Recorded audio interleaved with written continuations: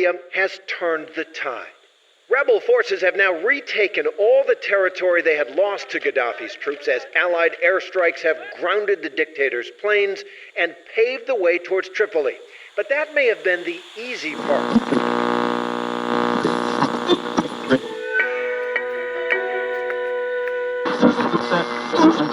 Death of another loathed Middle Eastern tyrant, a man who was also for decades a sponsor of international terror, Muammar Gaddafi. 7 months ago, the United States threw its support behind rebel forces in Libya. Today, those fighters finally got their man.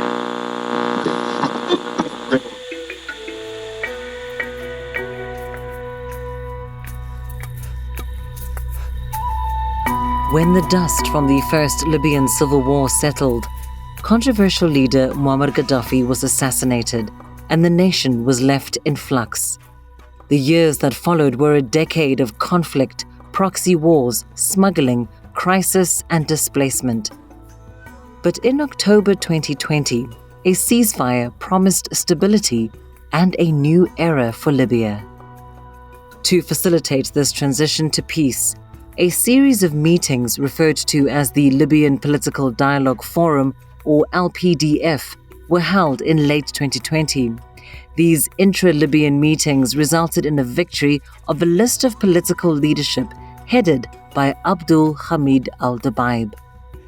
But how will Dbeibah administer law and order in a transitional government? And what will be the implications of Libya's political reorganization on politics, militias, and organized crime? You're listening to Africa and the Global Illicit Economy with the Global Initiative Against Transnational Organized Crime. This week, we're in North Africa. I'm your host, Lindy Mtongana.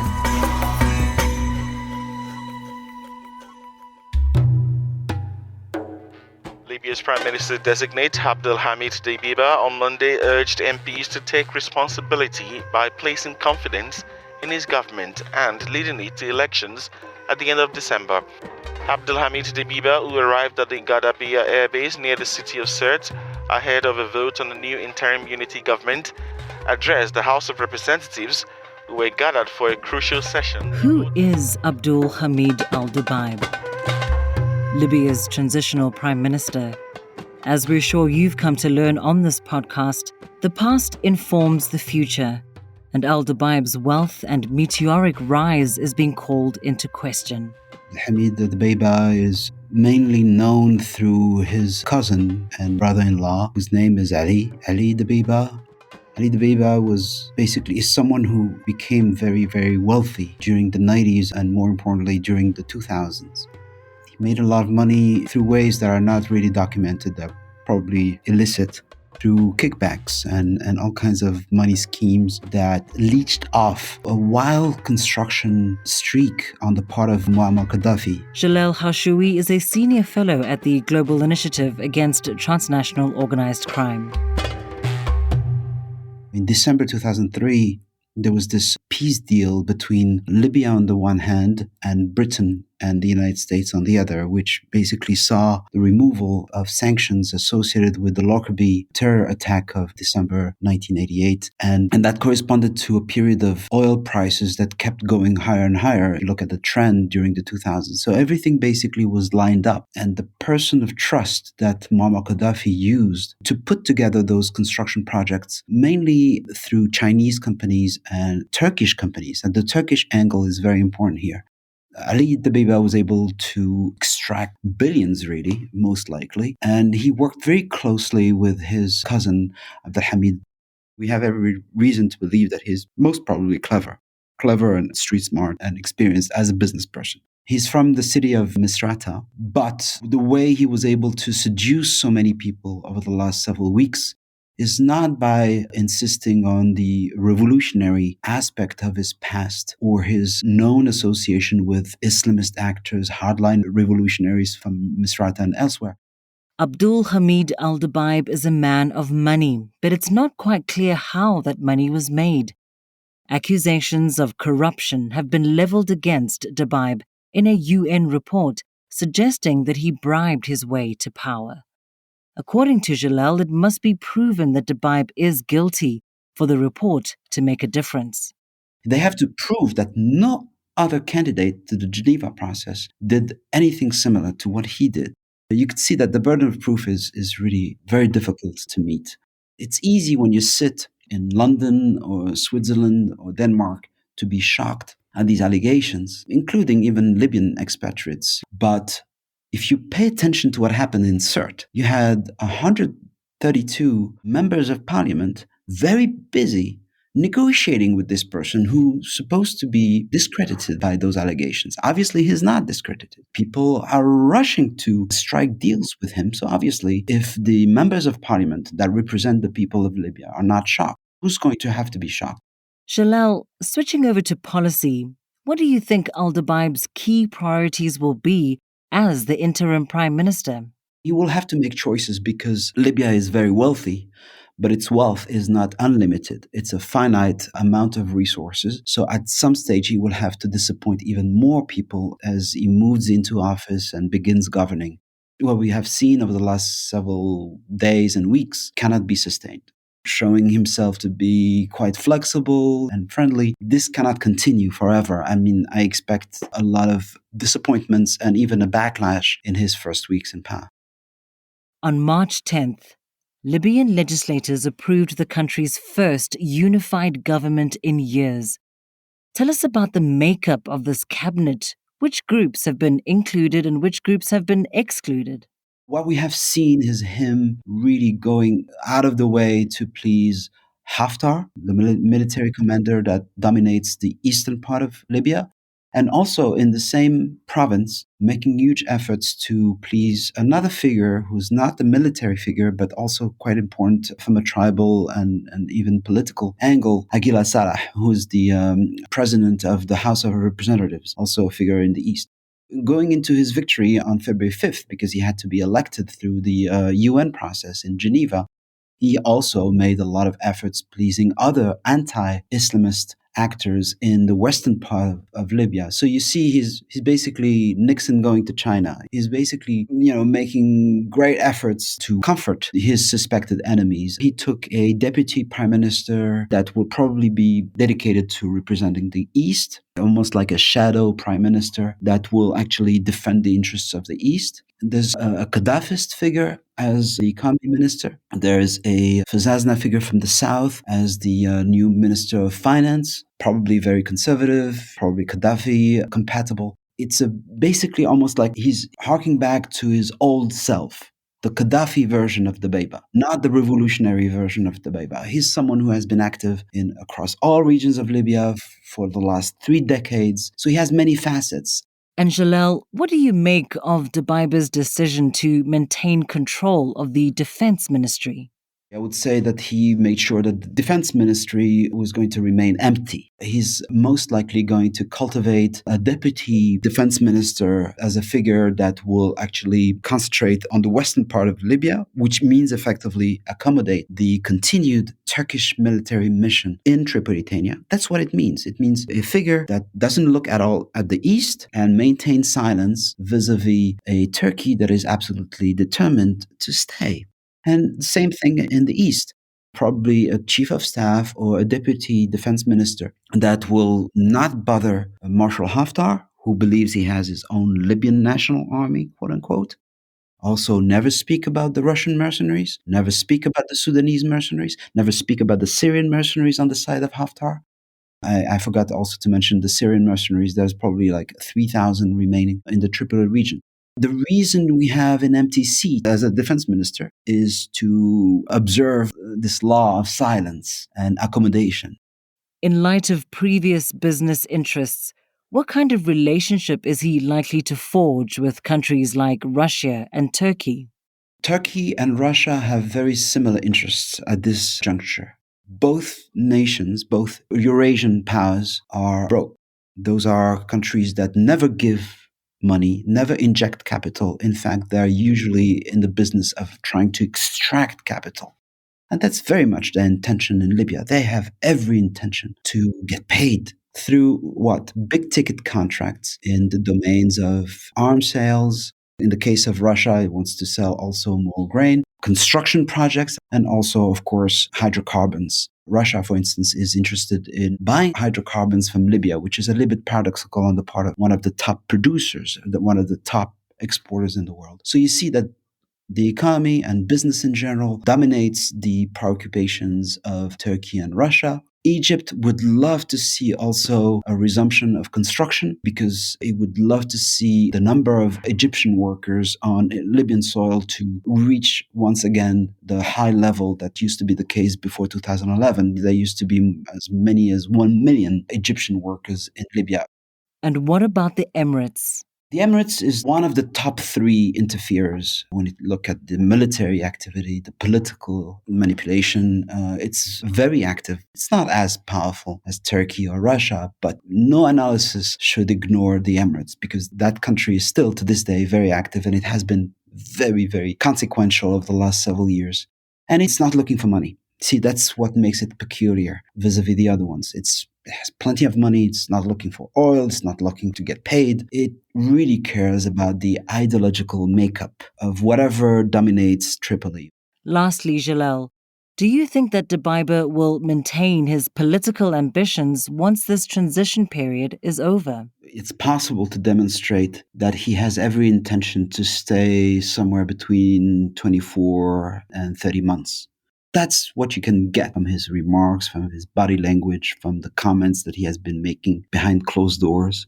I wouldn't describe him as someone who's genuinely committed to considering this priority. I'm talking about the elections this year. So for me, the probability of it happening is pretty much zero. And even the rest of the political elites in Libya, they don't seem dominated by this obsession of actually making the elections happen this year. So I don't see a lot of desire, and a lot of political desire. I think that Dbeibah is going into office with the intention of staying longer. Probably a good 2 years in his mind would be a satisfactory amount of time. And knowing the recent past in Libya, it's probably going to translate to an even greater amount of time. That was Jalal Hashoui, a senior fellow at the Global Initiative Against Transnational Organized Crime.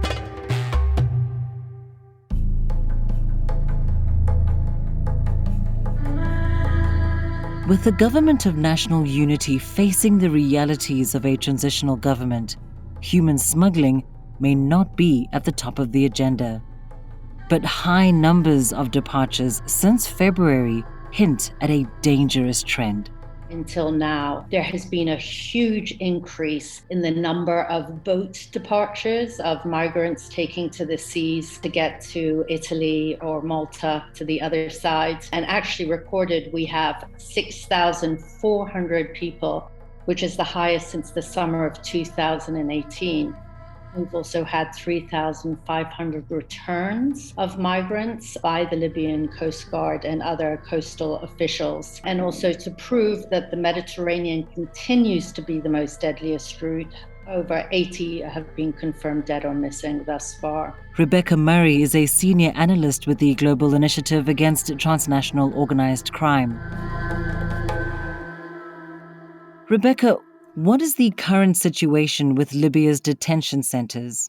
There was a huge war going on around Tripoli for the first half of the year. And of course, COVID struck as well in March in Libya, rendering the detention centers basically closed down, with migrants unable to get food to eat, caterers unwilling to deliver food, lack of access from NGOs, etc. So it's pretty dire. Numbers definitely decreased in detention. However, what we've seen is very notorious detention centers have closed. For instance, one called Suka Hamis in the Homs area, that many testimonies were taken of sexual abuse as well as forced labor, etc. there, as well as another one high in the mountains called the Zintan DC that's just emptied out. However, you are getting an expansion now and very crowded detention centers, for instance, in Tripoli. So just to give you an example, a month ago, we had about 1,100 people being held in detention centers in northwest Libya, which actually isn't much considering how many people are there passing through or use the country to work as migrants. However, just in 1 month, we now have 3,600 migrants. And this is people coming from the sea, disembarked by the Libyan Coast Guard, or people apprehended on the streets. There's lots of roundups going on now. Given the increased number of roundups and migrants held at detention centers, what are the conditions there? In one detention center called Abu Salim, basically the detainees rose up because their food, they were being fed twice a day, had really deteriorated to hardly anything. And they started rising up. The guards then stood up and basically started shooting inside the cells, first above people's heads. And then, according to eyewitness testimonies, migrants who were inside the detention center said that then they started aiming at people. That resulted in the immediate death. One man who got shot in the chest, and another person who's in very critical condition now in the hospital with a gunshot to his head. There have been reports that the Department for Combating Illegal Immigration, or the DCIM, has been shifting detention centers away from the coast and more inland. Can you explain what they're trying to achieve and what the impact of this might be?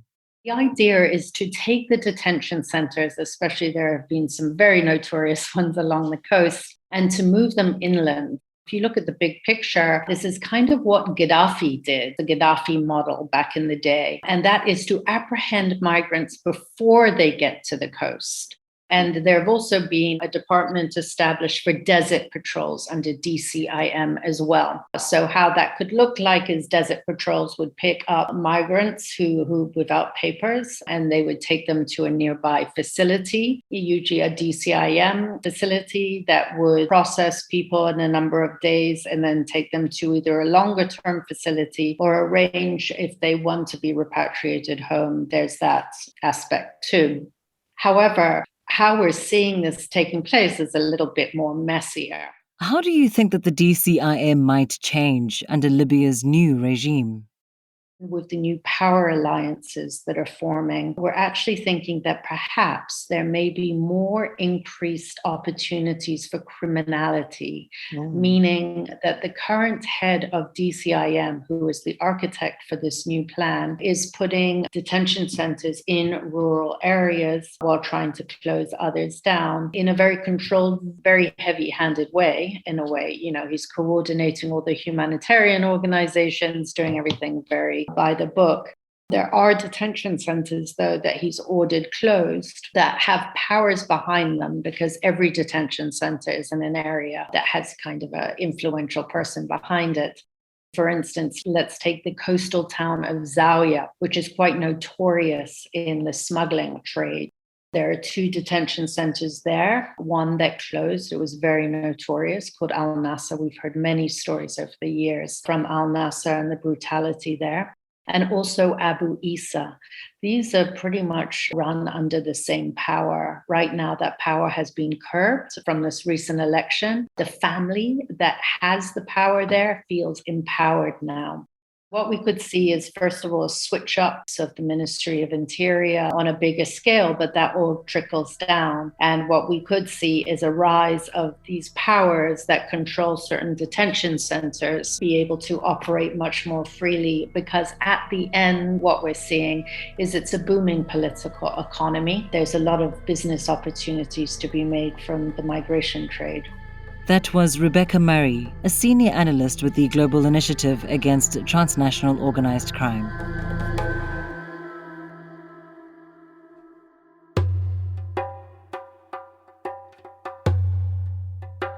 Dbeibah and the GNU's victory has implications for crime governance. His opponent, Fathi Bashagha, had promised to be tough on crime. The interim prime minister's rise to power was reportedly celebrated by mafia-type armed groups as a major win.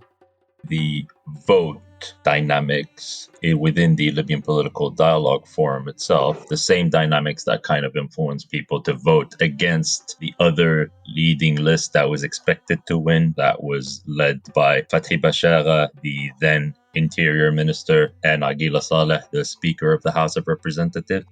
The same dynamics that led people to oppose that list politically within the Libyan Political Dialogue Forum are similar to the dynamics that led armed groups to prefer really any other list that would have won. Ahmad Eddin Badi is a senior analyst at the Global Initiative Against Transnational Organized Crime. A lot of them expect to be accommodated by Dbeibah, and a lot of them will most probably be accommodated by Dbeibah. In fact, the very arrival of Dbeibah into Tripoli a few weeks ago was coordinated directly with armed groups from Tripoli, so there's a clear expectation there, or a degree of kind of proximity there that already exists. So we'll have to see whether that will persist or not. But in any case, the joy that you've seen amongst armed groups is symptomatic of their contempt. Ahmad, what is this contempt based on? Is Dbeibah likely to preserve or build on some of what you started to see Bashaga do in relation to these armed groups? There were several factors that influenced armed groups to oppose Fathi Bashagha, whether they be in the western region or the eastern region. In the western region, there are groups that are inherently criminal that oppose Bashagha due to his anti-corruption, anti-criminality rhetoric. So there's partly that. Then there's also a communal dimension to it in that he is Misratan. Therefore, a lot of the groups also that are not Misratan are opposed to him for that very reason. Then the fact that he allied with Aguila Saleh, which many associate with Khalifa Haftar, meant that he looked like he was ready to do anything to get in power, which actually affected his very own power base, even within the city which he hails from. Is it likely then that a lot of these groups will maintain the roles they've played in the past, where they've acted as state proxies and addressed some criminal activities? Yes, definitely. But now you have different dynamics to those that existed in 2016 when the Government of National Court arrived to Libya back then, because then the armed groups could really almost completely predate over state revenue, irrespective of what they were doing on the security front. If they managed to secure territorial control in a particular area in Tripoli, they had leverage. Now it's slightly different in that you have a lot of foreign powers present, some of which are conducting train and equip programs. So some of the groups will not only have to instrumentalize the links they have to political actors, they'll actually also have to perform security-based duties to an extent. And that doesn't mean that they're invested in security as such, but it's almost as if the byproduct of actually doing that will be to get access to patronage networks via domestic or international powers. The other dynamic I would say that is also important is overall the economic crunch that Libya is going through. We're no longer in 2016 when we had an abundance of funding available. So they also have to account for that, in that they can get access to letters of credit. A lot of these illicit kind of revenue mechanisms that were available to them are now a bit more scrutinized. So they have to find alternative ways of navigating this landscape. Seeing as this moment in history is supposed to be a new dawn for Libya, do you think that armed groups can be incentivized to abandon otherwise lucrative illicit activities? If armed groups have proven to be adept at anything, it's actually public relations and branding in the past 10 years, to be honest. They've managed to do that quite well. You can even see the new institutionalized armed groups that are referred to now actually having almost advertisements about how they're now invested in building a state building, so to speak, in the country. An armed group actually had that on a board in the middle of Tripoli. So now that there's a reset legitimacy-wise with this new government, a lot of people are hoping for something. Unfortunately, if you look at things a bit more objectively and on a continuum from the past 10 years, the situation is not great. All of the factors that kind of led to the level of hybridity, security, pluralism, and all the affiliated problems on the security side of things still exist. And some factors are even worse, at least at the economic level, at the level of foreign interference, proliferation of weapons, a level of fragmentation, social polarization. All these factors that I mentioned are now way worse than they were before. And it's very difficult for a government that is supposed to only be here for 9 months to actually even significantly affect any of these. Are there any trends that you foresee in Libya's illicit crime networks under this transitional government? Yeah, there are definitely several things I'm researching at the moment or that I plan to research. So, on the one hand, institutionally speaking, I will be looking at the restructuring of certain security institutions, so to speak, that are outputs of the ceasefire. So, for instance, you have this idea of reforming the Petroleum Facilities Guard, Gaddafi era institution that is mandated to protect oil facilities. And that has been significantly fragmented, hollowed out, but at the same time overstaffed by revolutionaries post 2011. So, it's an interesting group to look at if there is investment in actually reforming it. From a foreign dynamics perspective, I don't expect that these Syrians and Russians will be leaving anytime soon. At least there's no tangible sign of that. But there are dynamics at the level of Sudanese and Chadian mercenaries that are worth looking at, particularly given the dynamics in Sudan itself. That was Imad Badi, a senior analyst at the Global Initiative Against Transnational Organized Crime.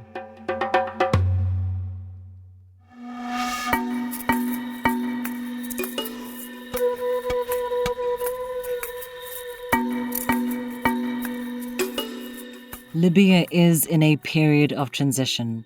For the first time in 8 years, a unified executive authority has been selected and is set to take power.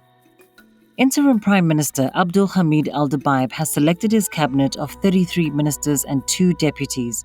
Parliament has until March 24th to confirm the new government, which would replace 2 rival administrations, one in the east and one in the west, each backed by an array of militias and foreign governments. If Dbeibah and the Government of National Unity take power, they face a new set of challenges.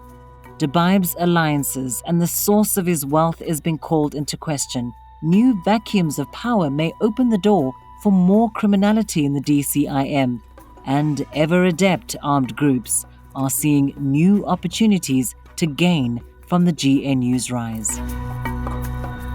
That's all for this episode of Africa and the Global Illicit Economy. A special thank to our guests Jalal Harshoui, Rebecca Murray, and Imad Badi. If you want to learn more about today's episode, visit globalinitiative.net and read the Monitoring the Political Economy of Human Smuggling in Libya and the Sahel. While you're there, have a listen to some of our other podcasts, including our last episode, Meth and Guns in South Africa, and Crime at Nairobi's Dandora dump site. Please take the time to leave a review, subscribe, and share the podcast on social media. It helps us get noticed and improve the show.